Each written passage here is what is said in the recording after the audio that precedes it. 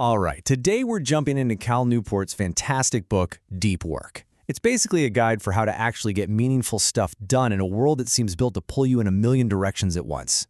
So let's get right into it. Newport makes this pretty bold claim. In our modern economy, the ability to truly focus without distraction is like having a superpower. And we're going to explore exactly why that is. So, let me ask you something. Do you ever get that feeling that you just can't focus? That your brain is always buzzing, jumping from one thing to the next? You're definitely not alone. The journalist Nicholas Carr once put it perfectly. He said, "It feels like the internet is chipping away my capacity for concentration and contemplation." And that exact feeling is what this book is all about.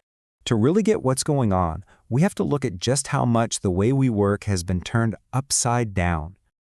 Okay, so on one hand, you've got someone like the famous psychiatrist Carl Jung. Back in 1922, he literally built a stone tower with no electricity just so he could think without being interrupted. And the result?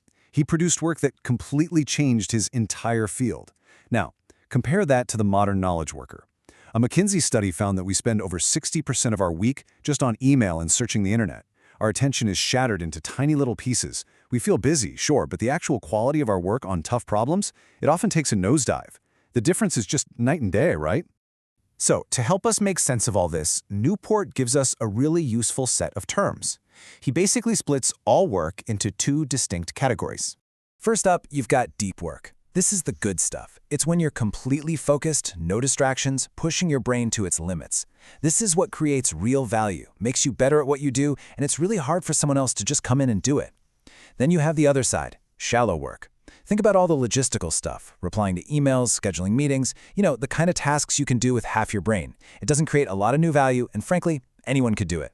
And let's be really clear about what we mean by deep work. This is the stuff that lets you master complicated things fast. It's how you produce work at an absolutely elite level. This is the skill that builds a remarkable career. And then there's the other side of the coin, shallow work. This is all that busyness that fools us into thinking we're being productive. It feels like you're working, but at the end of the day, these tasks don't really move the needle on the things that actually matter. And this, right here, shows you just how big of a problem this is. Remember that McKinsey study from 2012? It found that a whopping 60% of the work week is eaten up by electronic communication and just looking things up online. This is the modern crisis of productivity. Now, this isn't just about feeling better at your desk or being a little more organized. Newport argues this whole situation has created a huge new economic reality. And this brings us to the absolute core of the book, the deep work hypothesis. It's this. The ability to do deep work is getting harder and harder to find. It's becoming incredibly rare, but at the exact same time, it's becoming more and more valuable in our economy. And this chart, it lays it all out perfectly. The value of deep work is just skyrocketing, while the number of people who can actually do it is cratering. This massive gap, that is the opportunity. The very few people who can actually cultivate this skill are the ones who are going to absolutely thrive. Okay. So that's the why. That's the problem and the opportunity. Now let's get into the how. Newport lays out 4 clear rules to help you build a deep work habit. First up, work deeply. This is all about creating routines and rituals. Maybe it's a specific time of day or a place you go. The point is to make focus a habit, so you don't burn through all your willpower just trying to get started. Second, embrace boredom. You actually have to retrain your brain to be okay with not being stimulated every single second. So instead of grabbing your phone, you just exist. The key insight here is to take breaks from focus, not from distraction. Third, quit social media. Now, this doesn't mean you have to delete everything. It means being really intentional. Ask yourself if a tool provides a huge positive impact on your goals. If not, it's probably just a distraction. And finally, number 4, drain the shallows. You got to get serious about this stuff. Figure out how much of your day is shallow work, schedule it into tight blocks, and learn to be ruthless about saying no to more of it. Let's make this real with an example.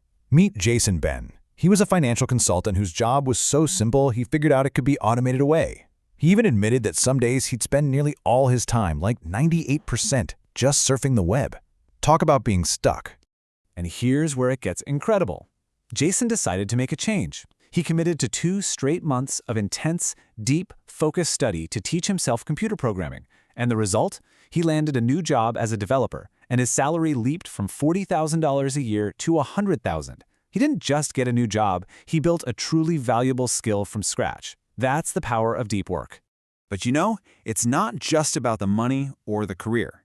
The final point Newport makes is maybe the most important one of all. The author Winifred Gallagher discovered something profound while studying attention. She realized that our entire perception of the world, our reality, is built from the things we pay attention to. So, if you spend your days wrestling with meaningful challenges, your life will feel meaningful. If you spend it flitting between distractions, well, your life will feel scattered and trivial. It all boils down to this really simple but powerful idea. When you choose deep work over shallow distraction, you're not just choosing to be more productive, you are actively choosing to live a more engaged, more meaningful, and ultimately, a better life. So that leaves us with one final question for you.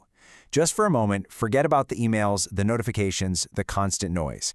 What is that one big, hard, important thing you could accomplish if you could just give it your complete, undivided focus? Seriously, think about it. The answer to that question might just change everything for you.